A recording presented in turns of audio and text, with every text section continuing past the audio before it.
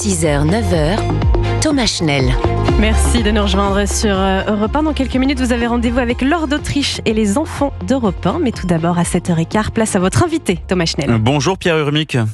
Bonjour. Merci d'être avec nous en direct. Maire écologiste de Bordeaux, la ville a franchi hier son record absolu de température. Le thermomètre affichait 41,6 degrés, du jamais vu dans la préfecture de Gironde. J'aimerais savoir, Pierre Urmic, comment s'est passée la nuit? J'imagine que toute la municipalité est sur le pont. Oui, tout le monde est extrêmement mobilisé face à ce que vous avez rappelé, ce qui constitue des records de chaleur, plus 41,6.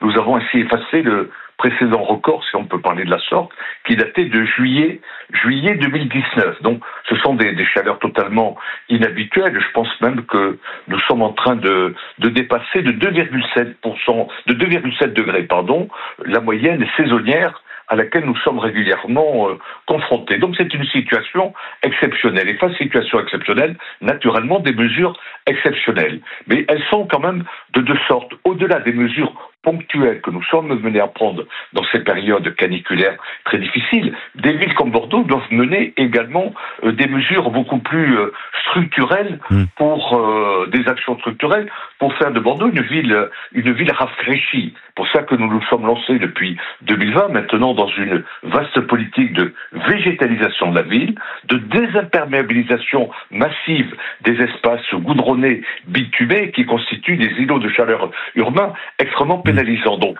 des mesures ponctuelles dans ces situations particulières, exceptionnelles que nous connaissons, mais aussi des mesures de long terme, des mesures structurantes que toutes les villes sont progressivement amenées à prendre pour résister à un contexte climatique que nous savons de plus en plus perturbant, de plus en plus difficile dans les années qui viennent. Nous avons des prévisions. Parlons juste un instant de ces mesures temporaires. Quelles sont les règles qui changent à Bordeaux pendant ces alertes canicules ? Alors, d'abord, nous mettons un certain nombre d'équipements publics davantage à disposition de nos concitoyens. Je pense par exemple aux piscines municipales, dont les horaires d'ouverture sont très largement ouverts allant jusqu'à 20h en soirée, mais également nos parcs et jardins municipaux voient leurs horaires aussi d'ouverture étendus jusqu'à 22 ou 23h. Notre baignade de la plage du lac est surveillée également jusqu'à 20h. Nous invitons aussi tous nos concitoyens, en cas de pic de chaleur, à se rendre dans nos musées de la ville qui sont ouverts de 11h à 18h et qui, eux, sont climatisés et peuvent accueillir tous les Bordelais qui souhaitent se rafraîchir quelques instants. Mais aussi et surtout, notre politique est dirigée en faveur des plus vulnérables. Et quand je parle des plus vulnérables, je parle notamment des seniors qui sont particulièrement concernés par ces périodes caniculaires, et nos équipes du Centre communal d'action sociale et nos médiateurs sont particulièrement présents pour répondre aux problèmes qui sont rencontrés par ces populations les plus vulnérables. Et pour les actions de long terme, les infrastructures à rénover notamment, tout ça c'est de l'argent, l'État n'en a plus beaucoup, les collectivités ont les caisses vides, la dette augmente. Comment on fait pour financer les rénovations des infrastructures quand on est maire d'une ville comme Bordeaux? Est-ce qu'il faut faire des arbitrages ?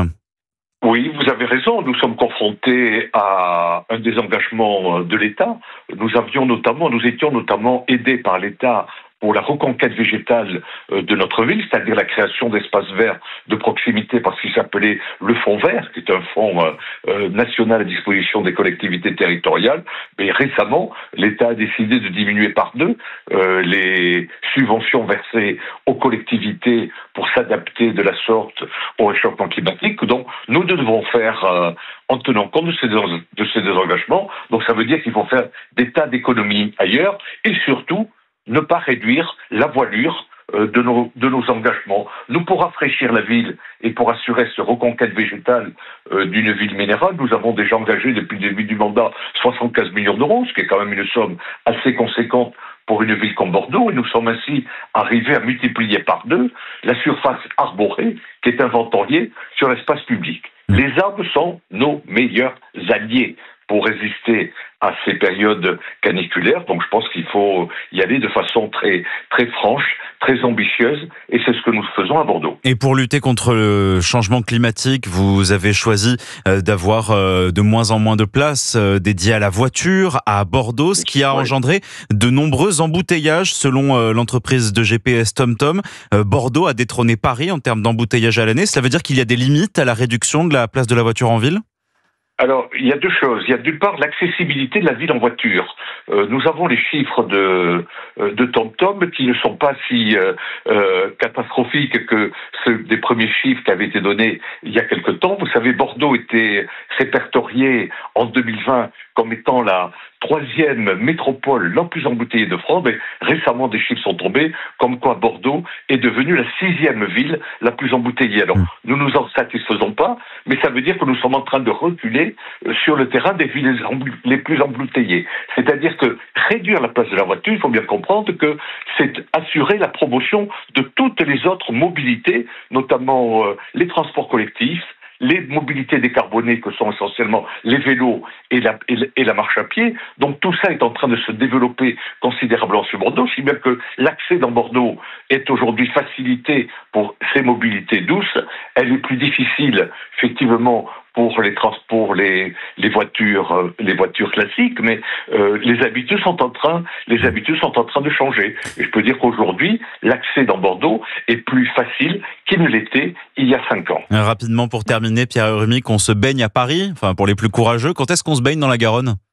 Eh bien, figurez-vous que nous sommes en train de travailler cela. Nous avons déjà à Bordeaux l'espace de baignade qui est la plage du lac, qui est très fréquentée par ces jours de forte chaleur. Mais actuellement, on est en train d'étudier la possibilité de se baigner dans le lit du fleuve, c'est-à-dire à nos vives, ce qui devrait être facilité par le fait que la Garonne est moins polluée que d'autres fleuves comme est la Seine, mais par contre nous avons affaire à des courants très puissants qui eux sont 3-5 fois plus puissants que ceux que connaît la Seine. Donc nous sommes en train de travailler la possibilité de se baigner dans le lit du fleuve et également la possibilité de se baigner à l'eau calme, c'est-à-dire dans la zone également fluviale, mais dans ce que nous appelons à Bordeaux le bassin à flot, c'est-à-dire en milieu semi-fermé, ce qui sera beaucoup plus facile et moins coûteux à réaliser. Donc depuis quelques années, nous travaillons précisément pour assurer ces zones de baignade. Nous regardons de près